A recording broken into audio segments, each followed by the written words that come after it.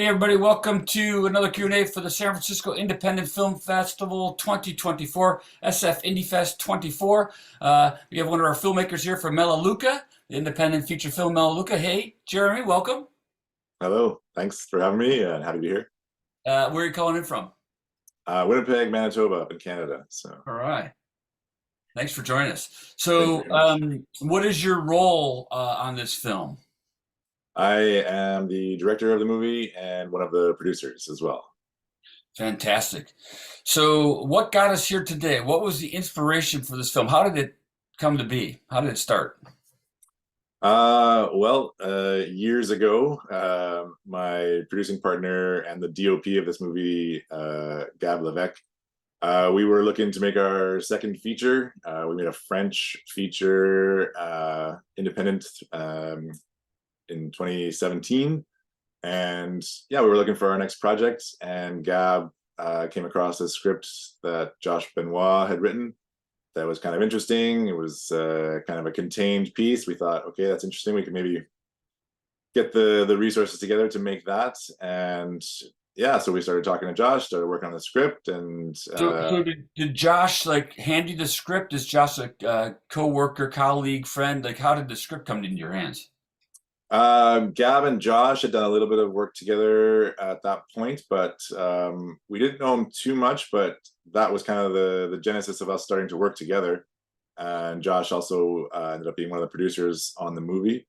So yeah, when we got that script is when we sort of started to work together as a team. Yeah, that's Oh, probably about. and was the script like fully baked? Like you got it, and like, oh yeah, let's go, or did you have to do tweaks or rewrites, anything like that? We did many rewrites. Yeah, we had planned to film the movie before the pandemic, and ironically, the movie is about a pandemic, but it was written before COVID, so it became kind of strange to write a story about something like that was made up, and then a real life version of that happened. So we got delayed by a year and a half, almost 2 years, and so during that time, we did a lot of just rewriting, especially now because we were living through the real life scenario. So we started to write sort of what experiences that came out of that into the movie, and how characters might react to that kind of scenario, etc. So Probably, fortunately or unfortunately, based on the circumstances, that it helped enhance your movie, right? I mean, yeah, uh, I mean, in the end, I think we came away with a better script. We worked together a lot over those couple of years. Making some pretty big revisions, particularly in the characters and their story, their arc. And so, yeah, I mean, it was hard to not shoot it, but at the same time, it gave us more time to work on it and finesse it more. So, yeah. It always benefits a film if you can be in, development, pre-production a little bit longer to prepare. yeah, Um, so let me just jump ahead to besides the delay because of the pandemic, any major challenges making? It's always hard to make a movie, independent movie. What are some challenges you encountered? yeah. I mean, I think as you say, any low budget movie, independent movie is very challenging to make. I think for us, we raised the financing ourselves. Like we found people that were willing to invest in the movie, so it was really kind of a homegrown project here. And yeah, from that point, it's just trying to find your crew, trying to find your cast. You're competing with obviously other projects that have much more in the way of budget and resources to Yeah. compel people. But yeah, I think that's always a challenging part. And then just being able to make it in a short amount of time. Like we filmed the feature in about 11 days, Wow. so it was really fast paced. But yeah, we had a small crew, but a great dedicated crew, and our cast was amazing. And our days, Well, went. it's a great film. It's a lot of fun. It looks great. 11 days, that's impressive. Do you think it's kind of a contained script, right? A contained story, like in the cabin and where'd you shoot it? So did that containment, the kind of one location kind of approach, was that built into the script and your pre-planning? It was, yeah. I mean, one of the things that attracted us to it was that it was minimal locations, so we knew that we could shoot it on a lower budget, and the amount of time that a budget would allow us. We shot it in a little beach community in Manitoba called Albert Beach, and it's kind of like a little contained area on its own, but the community was amazing. They welcomed us in. They helped us look for cabins to put, because we stayed out there while we Uh-huh. shot. So we put up our crew as opposed to driving back and forth every day. No time for that. Yeah. So the community helped us find cabins to lodge our crew and the actual cabins that we shot the movie in. There's two cabins that we filmed in, the main Okay. one, and then a little bit in sort of the neighbor's cabin down the way. Yeah, so the community was amazing. So that was pretty much we lived out there for almost 2 weeks in Beach Town and made Sounds the kind of movie. fun. And yeah, it was a Sounds lot kind of of fun. fun. Like the crew had a great time. They all said by the end it was a really fun project to be on. So on the weekend people could go down to the beach and do Well, some yeah, shooting. the locations and the atmosphere was fantastic. I mean, we were there. I was there when I was watching the movie. You're in that space, in the film world. Even the general store, the convenience store was so authentic. I know it's probably real, but it's just kind of fun. How'd you Yeah, find that? that one actually, it's a very very small community, but in the middle of town, there's an actual general store. There's a little restaurant, and then there's sort of a beach shop. And the beach shop, our amazing production designer Oscar Fenolio, he transformed the beach shop into that general store. So that was probably our a really Oh, big design for the movie. So it was full of like summer clothes and like swimsuits and stuff to buy. He took all that out. He rearranged the furniture in there, painted the walls, and brought in all the accessories and props and stuff to make it into that weird little store in the middle of nowhere. and the cast, the two that played the general store, the couple, the older couple, the grandma and grandpa, if you will, they were wonderful. All the acting was really good. The cast was wonderful. Talk a little bit about your cast. Sure. Yeah, it's a entirely Manitoban cast, which we were really pleased about. There's a lot of talent here, so we always like to show it off when we can. Our lead actress, Jess Salguero, doesn't live in Manitoba anymore, but she's from Manitoba originally. And yeah, it was actually funny. We were sort of in the casting stage, and she's friends with some people that are very close friends with our DOP Gab, and they just sort of started talking about the movie when she was in town. And then she said, "Oh, that sounds interesting. Maybe you could send me that script." And so we did, and just sort of happened by kind of chance and connection that we started talking about it. She liked the script a lot, and we talked some more, and then she ended up being our lead. So that was kind of a fun coincidental process, but Yeah, yeah, turned she out was really well. wonderful. She was Yeah, she's kick-ass. fantastic. Yeah, she was kick-ass. Very fun to watch and very believable. How was working? How was the writer? How did he write such a strong female character? This is a male, right? A guy wrote this, right? You said Josh wrote it. Yeah, Um, he what did she think about his writing? That character. How much did she input and things like that? she really liked the character from the outset. She thought, having a strong female lead, as she said, it's not something you see that often in scripts. So she was really drawn to that. And then I think she brought kind of her flavor to it and sort of put herself into the character quite a bit as we talked about it, like scene to scene as we broke it down. Like, here's what I think I would do here. Here's what makes more sense to me. But yeah, I mean, I think Josh and also Chaz Baudet, who ended up being the co-writer on the movie, they found a really good voice for that character Yeah, from the beginning to make it kind of a really strong and kind of, she's a lost character, but at the same time, she's a strong character who's got a lot of inner strength and yeah, is yeah. looking for more meaning in her life. So Well, yeah, well, she's a writer, right? The character's a writer, so. that's right. Yeah, writers love writing writers. So Uh-huh. And then what about directing her? How was it to work with her, and how much direction did you give her? What kind of interaction did you have? she was wonderful to work with, and we had lots of really great discussions about the scenes and the character. Sort of before each scene, we would have like really great chats with her and with Tom about what's going to take place here, what's the motivation of these characters in this moment. So yeah, it was that kind of direction was really like the conversations about what's driving these people and what's making them do the things that they're doing, in this moment and in the bigger picture of the movie. Yeah, I mean, in terms of the performance, I don't think they needed a lot of, Mm. direction to change what they were doing, because we had so many discussions about it beforehand that I think we really had a good handle, all of us, on Yeah. what was needed. With the delay in production, did you guys do a lot of rehearsal, or did you just do rehearsal in general? We did a little bit of rehearsal, yeah. Not a lot. Like we didn't have our movie cast until because we sort of had planned to do the production, but we hadn't jumped into casting too deeply yet. We had sort of Tom lined up, who plays Arnold, um, but we weren't finished the casting yet. When we knew we had to delay with COVID coming out and everything, so we did our casting a little bit later on.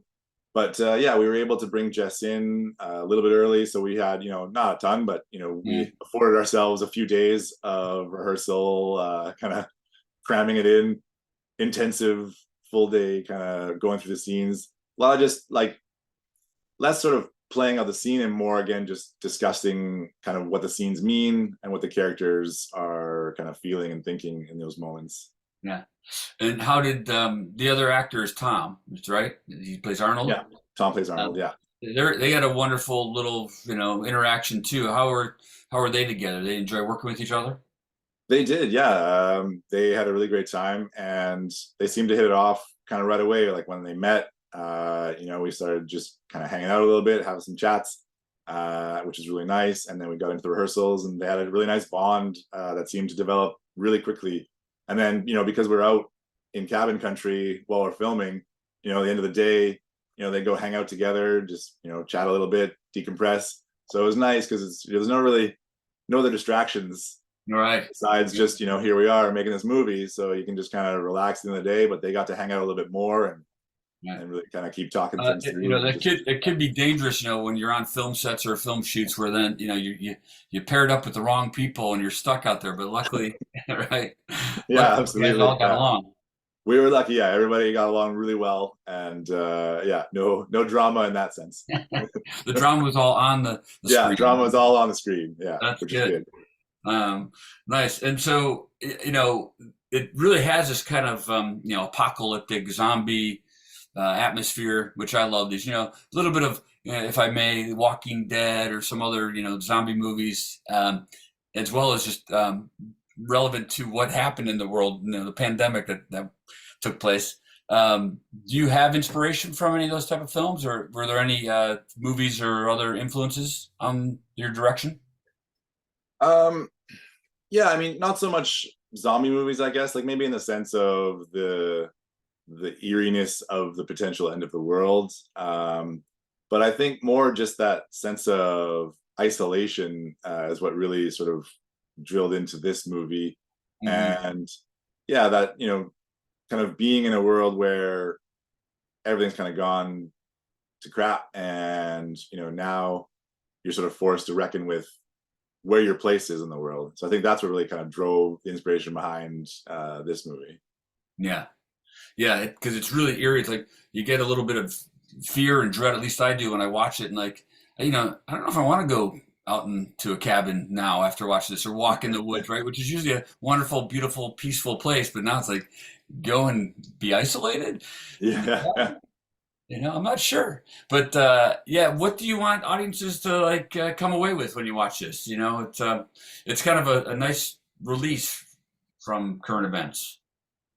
Yeah, I think, I mean, obviously, we weren't sure about, releasing a movie that has sort of a pandemic aspect to it. Like, are people going to be wanting to see that or not? Like it's not the forefront of the movie, but it certainly is, it plays a big part. But I think for me and for us as a team, it was about, you know, finding your place in the world and, despite everything that's going on, feeling like your place matters, and finding a way to accept that, that where you are in the world is important no matter sort of what you're doing. And I think that's what especially Jess's character struggles with, through this whole scenario is like, well, what Now, good am I in this world now, right? Like, yeah, yeah. Well, you open and kind of close with her monologues, right? If I remember correctly. yeah, that's right. What's the one? There's a big. Please remind me what the big kind of thought is that she has in those monologues, right? Wasn't there one thing like where she's It really kind of ends with the idea of you're not lost, like that's the big sort of marker that she hits on. It's sort of she's listening to these, like her therapist is giving her these sort of motivational tapes to listen to, sort of like Right, mantras, right, right? And right. she dismisses most of them until she finally comes to the point where, realizing, accepting that you're not lost, like you are a part of this Yeah, world. And yeah, that's sort of like the reckoning of, like, yeah, I can go on, I am worth going on. right. And Where did that was that idea in the script, the motivational tapes, the mantras, or did that it come by? was, yeah, it's something that came in later on, as we were sort of developing her character more and looking at her arc and, like, what does she want, right? Like, what is she striving for? And then, yeah, we sort of worked those in, and a little bit of that sort of voiceover monologue that is peppered throughout. That's sort of like her trying to find her way and coming to terms with some of these things. I always find those kind of motivational self-help things, while worthwhile and they have their place, they're also kind of funny and silly at times. And where you have them in this movie is funny for me. It's Yeah, if the world's ending and like, let's keep stay positive. Let's motivate ourselves. yeah, that's right. Yeah, she's not too convinced at first, but yeah, So that was fun to watch. And then it also was painful for me, and I don't know if I would agree with this. The writer character thing to include when she burned her script. Like, oh man, that was the horror of this movie for me.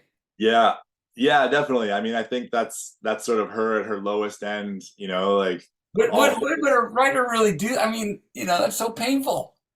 But it it was a great. totally is, yeah. But I think at that point, it's kind of all hope is lost, and it's, when you feel like, well, I've written these pages, but who's going to read them now, Right, right? Like, why have I written them? Because that, you know, when you hit a point where you feel like you're not writing for you, you're writing for other people. If there are no other people, what's the point, right? And so she hasn't quite yeah, come to terms yet and reckoned with the fact that, it's not necessarily for other people, it's right, maybe for yourself, right? yeah, That's like, you have to and, get and something out of you. yeah, wonderful point, wonderful metaphor for the writer's journey, if you will, right? Yeah, I mean absolutely, yeah. that's a brilliant scene. It's like that's what all writers go through. Why am I writing this? And Yeah, ultimately, 100%. Like, what's the purpose, right? and ultimately, it's for yourself first. I mean, hopefully there'll be an audience, but right, same with filmmaking, right?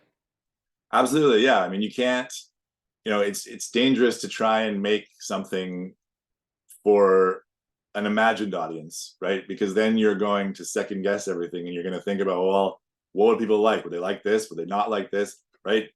You just have to try to trust your honest approach to it in making something that you feel is important and that you think is something that you need to say and you want to say, and that hopefully, when it's all said and done, it will resonate with people, and that Right, right. they will enjoy the experience and have a good time watching it. Yeah, which is crazy for filmmakers, for artists, right? I mean, to if you can't It's you can't terrifying. it's terrifying, and Yeah. you can't live in your head. You can't get in your head too much, right? No, absolutely, right? Because you have no idea. Nobody ever knows what's going to be, well received or not, right? Like, How it's long have you been in this profession? How long have you been a film producer, director, writer, maker?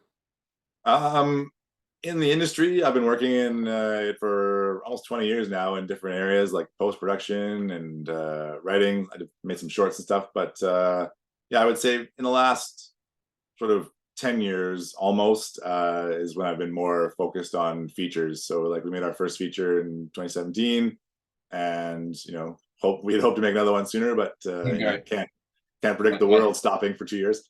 But yeah, so I would say the last 10 years or so has been sort of getting more into producing and trying to direct more in the feature world. So between indie projects like this one, I mean, if you could just be doing what you love every day, what would that be? And then in between doing what you love every day, how do you manage?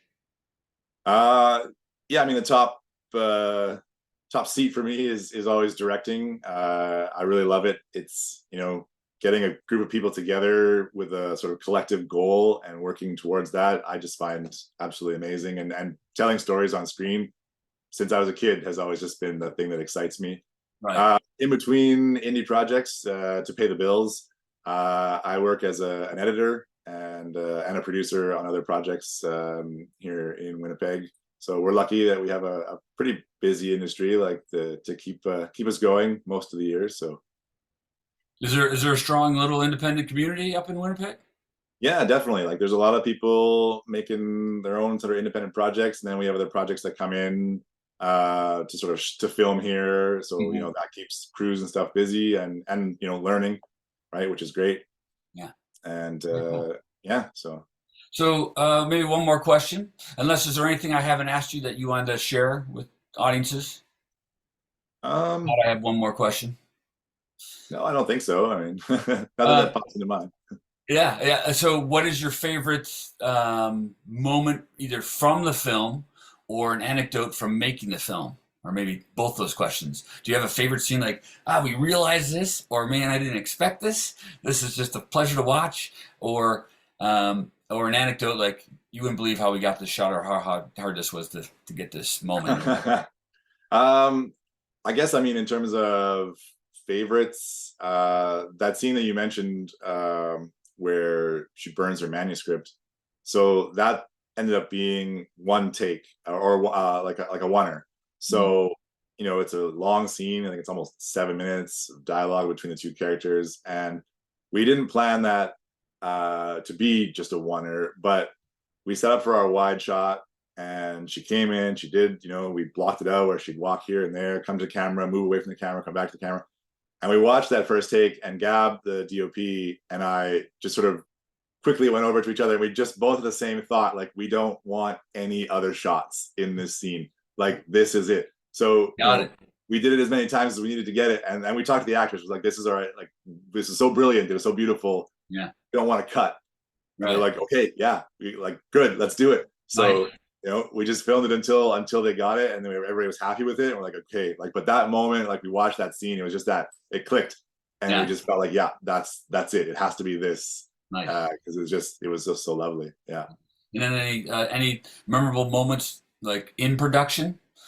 Did a Um, bear come and steal your food? Or no bears. Yeah, I mean, nothing too crazy. I mean, we had one day where our store couple, the older couple, because they were coming in from the city, uh, there was a mix up with the driver, so they showed up super late. So we had to uh, sort of rearrange our entire day, that and sucked. because we're filming a lot sort of outside, sunlight obviously becomes a big deal. So like, oh, okay, well, let's turn this scene inside into a nighttime scene, and we'll just block all the windows and shoot that now, and then we'll come Right. back, go outside later, and then we'll come back and do the shot with them when they come back. So that turned into a whole bit of a mix-up day, but we got it, and everybody sort of figured out what they Yeah. needed to figure out to make it happen. But Yeah.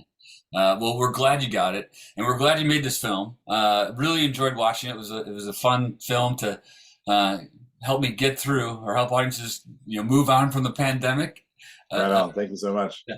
As well as just be entertained. Fun movie. Yeah, that's what we hope. I mean, it's a little bit heavy here and there, but at the end of the day, we hope that it's entertaining, and that people walk away having enjoyed their time. Yeah, well, it is. Well, hey, thanks for making the movie. Thanks for submitting to the SF Indie Fest, and congratulations. Thanks so much for having us. I really Yeah, appreciate it. right on.